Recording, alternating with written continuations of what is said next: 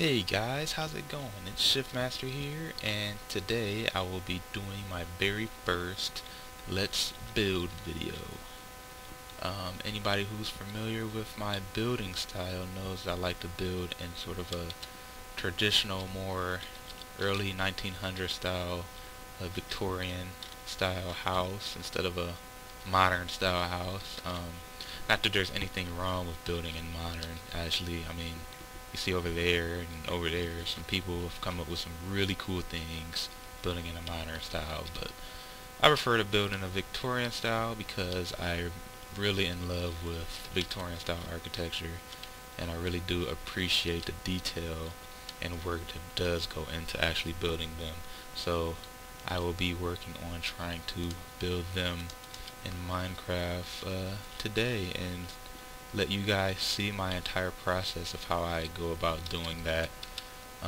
So first, usually what I start off with is trying to build a square or circle, some sort of basic shape to kind of build off of.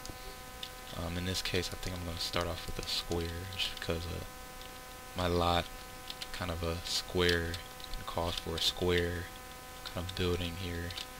By the way, I am on a World of Keralis server where I am an admin on, and also where I like to build usually because it's an awesome place with awesome people and awesome things. So right now I'm actually in we're overlooking Broad Acres, which is a downtown area on the server, and I'm in between Broad Acres and newer, well, what will be a new residential area that will be coming soon, so keep a lookout for that.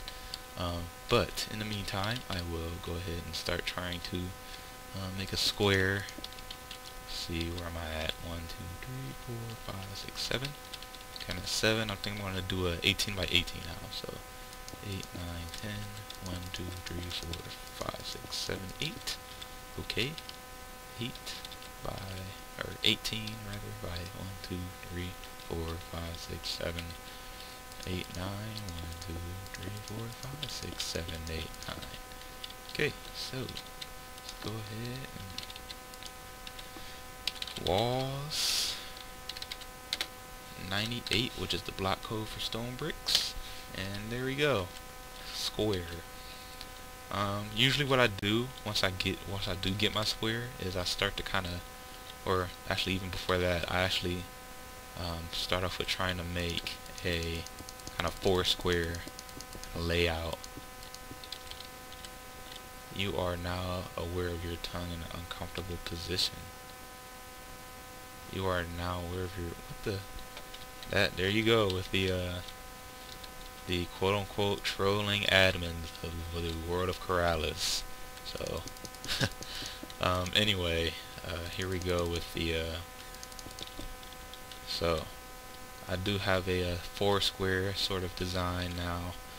Usually what I do, I use this as kind of a organizational piece of how I want to organize the rooms on the bottom floor of the house. So I think what it's going to be, I'm probably going to have the front door somewhere over here, and this is going to be kind of the entryway, the foyer, is what it's called.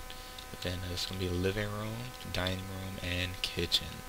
So that's going to pretty much be the space layout for this house. So like I said before, usually I start off with a square, make myself a kind of a 4 square layout, and from there I start kind of maybe pushing in or pulling out on different parts of the square to kind of give some character to the house. So what I'm doing now is I'm going to add what's called a bay window, which is like a window that kind of sticks out. It usually has 2 angles and a sort of flat piece, I guess you can call it. Gattaca AE can probably explain what a bay window is better than I can. He's the actual architect. I'm a landscape architect. So anyway, so yeah, so here we are. I'm going to have a bay window off the living room area. Next, another characteristic of Victorian houses is sort of this extension off of the dining room, which is usually used as maybe an additional like window seating area or maybe a china cabinet. Usually depends on the designer. I'm not really sure what I want to do with it yet, but I am going to have it to be an extra piece. That's good. And then I think I'm going to make sort of an extension off of the kitchen as well. Not only to give a little bit more room to the kitchen, but also later on it will become a additional sort of roof piece maybe. We'll see how that goes. And then lastly, I will add what's called a turret tower. Usually what those are kind of like towers that start from the like the base of the house and goes all the way up to the attic. So I'm gonna start that here, like that. I'll make that bigger. Okay, so there we are. Here's the what's called the foundation of my house. And from here, I'm going to choose a. Oops, sorry about that. Oh, I already have it in my inventory. Floor. So what I'm going to use is the darker wood that's new to 1.2.5. I really do appreciate this new variation in the wood planks. Lets you give a lot more character to your houses. What I'm doing now is actually making what will be archways for the entrance and exits to each room. Then from here, I'm just gonna go ahead and world edit the rest of the wood in. Do that. Then I'll go ahead and replace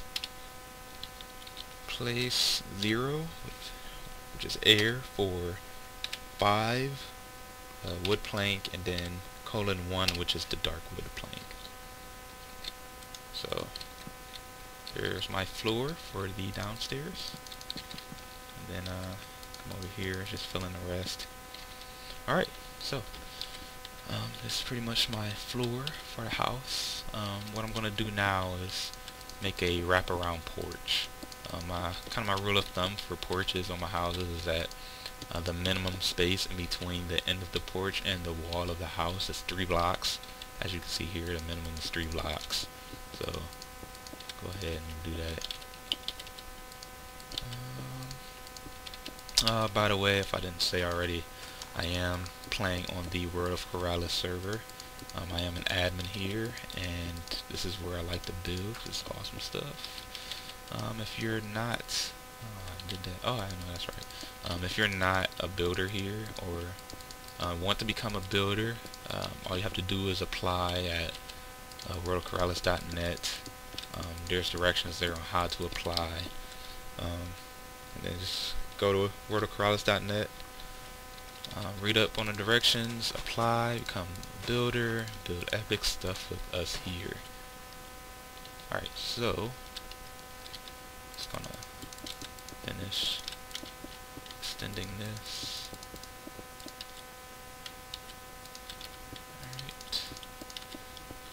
Alright, there we go. Now there's my wraparound porch. Next is I'm going to kind of start doing the outside or exterior walls. Usually what I do is start off with a trim color, which is usually a neutral color, kind of like white, black, or gray, or something like that. Then next, I'm going to pick my primary color for the house, which I think I'm going to do with gray, sandstone as my accent trim, and then going to do, there we go, the darker log as my window trim, and you'll see what I mean in a bit. So for this house trim, usually what I do is have the house trim going around kind of the in-between part of the floor of the house, which you'll see in a minute, and then all the corners of the house. So in this case, this is also what I use to kind of space out the floor to ceiling height, which I think in this case is going to be 5 blocks. So there's the trim that's going to go around the house in between the floors, and then I think I'm just going to cut here, because this won't go all the way up. This will just probably stop there. So let me get my grass block and kind of hide that a bit so it looks better. Yeah. Alright. So 1, 2, 3, 4, 5. There we go. Again, 1, 2, 3, 4, 5, and then back here, 1, 2, 3, 4, 5. Okay, I'm going ahead and do that around the rest of the house. If you're actually interested in more Victorian architecture, one of the easiest ways I was able to find a lot of it at once is just simply doing a Google image search of Victorian houses. There's so much inspiration that I use there, it's unbelievable. If you're ever actually trying to do one of these houses and just don't know where to go, don't know what to do layout wise, I always go to Google, search Victorian style homes, or something like that, Victorian homes, and you'll just get such a wealth of pictures of Victorian houses. It's great. So again, 5, and then 4, 5. Right here is actually where the wall, this is where the exterior of the wall would be, with the wood being at the actual inside part of it. 4, 5. 2, 3, 4, 5, and then another. This is where the floor will be, because you have to account for that. Gotta keep going. Alrighty. Well, I don't know why it keeps freezing like that, or maybe that's just me. It might not be like that for you guys. 1, 2, 3, 4, 5.